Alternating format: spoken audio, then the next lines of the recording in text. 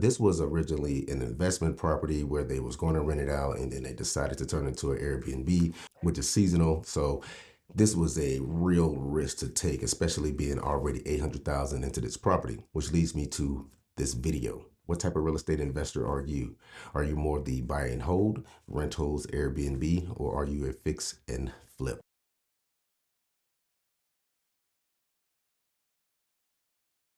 What's going on, guys? This is Raoul, real estate broker here in Austin, Texas, and I'm also a real estate investor. One day, I was in East Austin preparing to put a house on the market, and this is a pretty popular neighborhood, especially for investors. So while I was out there getting ready to put the sign in the yard and getting everything right before we officially hit the market, a couple of investors came by, and one of the guys said, "I bought a house here in East Austin, around the corner, and all these different places."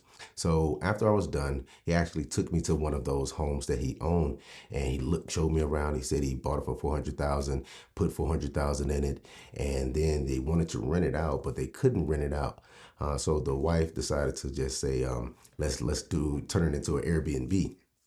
Well, when we went through, it was nobody there, but he was so he started to be pretty transparent when it came to the numbers, and I was, starting to feel bad for him a little bit, but I just ended up asking him, so if you wanted to sell right now, how much are you upside down? Because they purchased that home back in 2021, I want to say. And, if you remember 2021 here in Austin, across America, where the prices went crazy and then they started to go down, a lot of people got left, hanging dry with a mortgage. But this was originally an investment property where they was going to rent it out and then they decided to turn it into an Airbnb, which is seasonal. So this was a real risk to take, especially being already 800,000 into this property. So in this video, I wanted to see what type of real estate investor are you? Buy and hold or fix and flip? I want you to leave a comment below. But in this video, we're going to go over the pros and cons of each so you get a better understanding. We're not going to go real deep into either one. It's just going to be an overview of what to expect if you choose whatever option. Let's start with the buy and hold. Typically, if you're going to buy and hold, you want to play the long game. So a lot of people, watch people on Instagram and they say, okay, I got rental property, cash flow and all of this stuff. But all of that cash flow comes at a cost. You have the mortgage, you have the property tax, you have the insurance, you have the upkeep, you have the maintenance and all of that.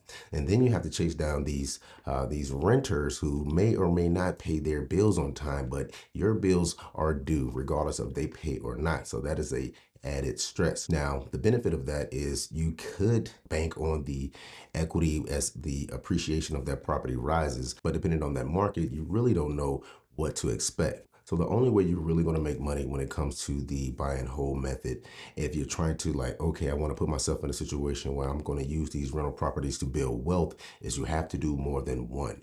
If you think that you're just going to buy one rental property and you're going to put it out there and then collect rent from this one property, well, you probably, depending on the market, your mortgage and your rent does not have anything to do with each other. So you need to know your numbers prior to even wanting to choose this property or this neighborhood or this city, town, whatever, before you even say, okay, I want to buy this home and play the long ball game. Because you might find yourself in a situation where your mortgage is higher than what that rent in that neighborhood is going to bring in.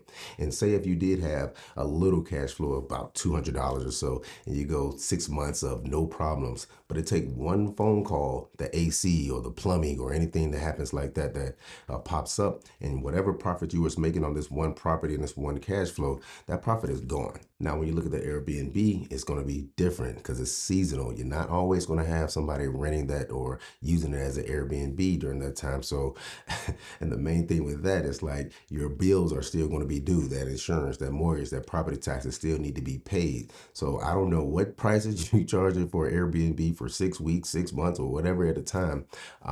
That is more risk than just, getting a tenant in there. So those are the pretty much the overview options when it comes to the buy and hold method. But when it comes to the fix and flip, it's pretty much you got to have cash on hand. Now, a lot of people use a hard money loan to get a distressed property. They put money into it, they put it back on the market after repair value, and then they sell that home and walk away with their profit. Now, I can go down the rabbit hole of explaining what the hard money loan is, but we're not even going to do that in this video. We're just going to use the example of you got money to take out a loan and you bought this house at $400,000.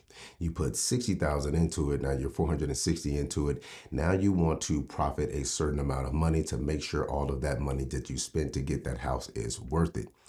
Now, here's where, just like I was talking about with the buy and hold method, you got to understand the neighborhood, the profit margins, and what the mortgage versus the rent is going to be. Just like in that neighborhood, you really need to know at what price do I need to buy this and put X amount of dollars in it so I can get it after repair value at market, and it's actually going to be beneficial to me, because at the end of the day, you want to shoot for about a 30% profit. And once again, here I am going deeper into this process, but that's the whole gist of it. Buying it low, investing money into it, putting it back on the market, and selling it for way more than what you paid or you put in after those repairs were completed. So I want to see, what type of real estate investor are you? If you were in the situation to make that choice, buy or hold versus fix or flip, what would be your method? What would be your strategy to maximize on that investment? Once again, my name is Raoul, real estate broker here in Austin, Texas. Thanks for watching, and I'll see you next video.